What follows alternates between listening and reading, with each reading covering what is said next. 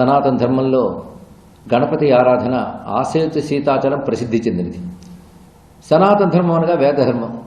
ఈ వేదధర్మంలో పరమాత్మని 6 రూపాలతో ఉపాసించే పద్ధతులు ఏర్పరిచారు. ఎవరెవరు వారి వారి అభీష్టం మేరకు ఆ ఉపాస దైవాన్ని ఎంచుకుని ఆరాధన చేస్తారు. ఆ 6 శైవము, వైష్ణవము, సౌరము, శాక్తేయము, గాణపత్యము, స్కాందము అంటారు.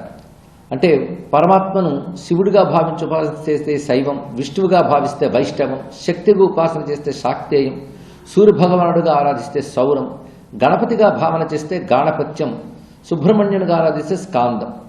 ఈ వైదిక ధర్మం అంతా ఒకే పరమేశ్వరుని 6 రూపాలతో ఉపాసిస్తున్నది. అందుకే వైదిక ధర్మం షణ్మతాలతో ఉంది అని చెప్తారు. ఈ షణ్మతాల్లో దేనికదే ప్రత్యేకం, దేనికదే విశిష్టం. గణపతి విఘ్ననాశకుడు, అంటే చెయ్యబోయే కార్యంలో వచ్చే విఘ్నాన్ని తొలగిస్తాడు గనక ఆదౌ పూజ్యో గణాధిప అని చెప్పినట్లుగా ముందుగా గణపతిని పూజించి చేయబోయే కర్తవ్యంతా నిర్విఘ్నంగా జరగాలని భావన చేస్తారు. అయితే నిర్విఘ్నంగా అంటే అర్థం ఏమిటి? సిద్ధి లభించాలి, ఏ లోటు లేకుండా అని అర్థం. సిద్ధి కోసం ఏ కార్యం చేస్తామో ఆ కార్యంలో ఎటువంటి అవాంతరాలు రాకూడదు అనుకుంటాం. అందుకే సిద్ధి రావడం ఒకటి, దానికి అవాంతరాలు లేకుండా ఉండడం ఒకటి. ఈ రెండు ప్రతివారు కోరుకుంటారు. దాన్ని అవాంతరముకే విఘ్నం అని పేరు. అవాంతరాలు లేకుండా చేసేవాడే విఘ్ననాశకుడు, ఆయనే సిద్ధిప్రదాత. అందుకే విఘ్నేశ్వరుడిని, సిద్ధిదాయకుడిని గణపతిని భావన చేస్తూ సిద్ధి వినాయక అని ఆరాధిస్తూ ఉంటాం. గణపతికి ప్రీతిపాత్రమైన తిథి చతుర్థి అనగా చవితి తిథి. ఈ చవితులు ప్రతి నెలలో 2 వస్తూ ఉంటాయి. శుక్లపక్ష చవితి, కృష్ణపక్ష చవితి. అలా సంవత్సరం మొత్తం మీద 24 చవితులు వస్తాయి. శుక్లపక్ష చవితులకు వరదా చతుర్థి అని పేరు, కృష్ణపక్ష చవితులకు సంకష్టహర చతుర్థి అని పేరు. వరదా చవితి అభీష్టమైన సిద్ధుల్ని ఇస్తుంది. వరదా చవితి కష్టాలను తొలగిస్తుంది. సంకష్ట చతుర్థి ప్రతివాడికి కావలసినది ఇష్టమైనవి కలగాలి, కష్టమైనవి తొలగాలి అని అర్థం. అందుకు ఆ రెండింటి కోసం శుక్ల చవితి, కృష్ణ చవితి ఆరాధన చేస్తారు.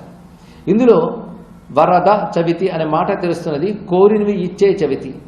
అవి శుక్ల చవితులు. ఈ శుక్ల చవితులు అన్నింటిలోకి భాద్రపద శుద్ధ చవితి అత్యంత ప్రధానం గనక సంవత్సరంలో ఇదొక్కటి శ్రద్ధగా ఆచరించినప్పటికీ కూడా స్వామి యొక్క అనుగ్రహం సంపూర్ణంగా లభిస్తుంది అని సనాతన ధర్మశాస్త్రాలు తెలియజేస్తున్నాయి.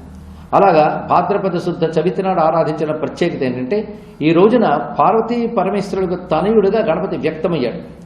అంటే గణపతి పార్వతీ పరమేశ్వరుడు తనయుడిగా పుట్టాడు అంటే అంతకుముందు లేడా అంటే విఘ్న సంహారకుడైన ఓంకార తత్వమే గణపతి అని పురాణ బ్రహ్మలు చెప్తున్నాయి. ఆ కారణం చేతనే ఓంకారం గురించి చెప్తూ ఓంకార రూపీ భగవాన్ యో వేదాదౌ ప్రతిష్ఠిత గణనాథస్తథేత్యుక్త అంటూ గణేశ పురాణాది గ్రంథాలు చెప్తున్నాయి. యో వేదాదౌ ప్రతిష్ఠిత, వేదాల్లో అనేక మంత్రాలు ఉన్నాయి. ఋగ్యజుస్సామ అథర్వ వేదముల యందు అనేక కోట్ల మంత్రములు ఉన్నాయి. ఈ మంత్రములన్నీ కూడా ముందుగా ఓంకారం చెప్పి తర్వాత మంత్రాలు చెప్తాం. కానీ ఓంకారమాదిం కృత్వా అనే మాట ఉన్నది. ఓంకారం అంటే నా ఆది శబ్దం. సృష్టి ఆయందు బ్రహ్మ నోటి నుంచి ఓం అనే శబ్దం వెలువడింది. ఆ తర్వాత ఓంకారంలో ఉన్న అకార ఉకార మకారముల నుంచి భూహు భువహ స్వహ అనే వ్యాహృతులు, వాటి నుంచే రుక్కు యజు సామాత్మకమైన వేద విద్య ఉద్భవించిందని చెప్పారు. అందుకే సమస్త వేద విద్యకి ఆది ఎందు ఓంకారం. ఆ ఓంకారం ఒక ఆకారం ధరిస్తే దాన్నే గణపతి అంటారు. అదే సృష్ట్యాది యందు బ్రహ్మదేవుడికి ఓం అనగానే ఆ ఓంకారం ఒక ఆకారం ధరించి గణపతిగా గోచరించిందని దాన్ని వక్రతుండ స్వరూపం అంటారు అని చెప్పి గణేష్ సంబంధమైనటువంటి వాంగ్మయం మనకు చెప్తున్నది. గణేశ వాంగ్మయంలో పురాణాలు ఉన్నాయి, ఆగమాలు ఉన్నాయి, ఉపనిషత్తులు కూడా ఉన్నాయి. ఉపనిషత్తులు ఉపాసనా సంబంధమైన ఉపనిషత్తులు కొన్ని ఉన్నాయి. వీటన్నిటి ప్రకారంగా ప్రణవస్వరూపుడే గణపతి.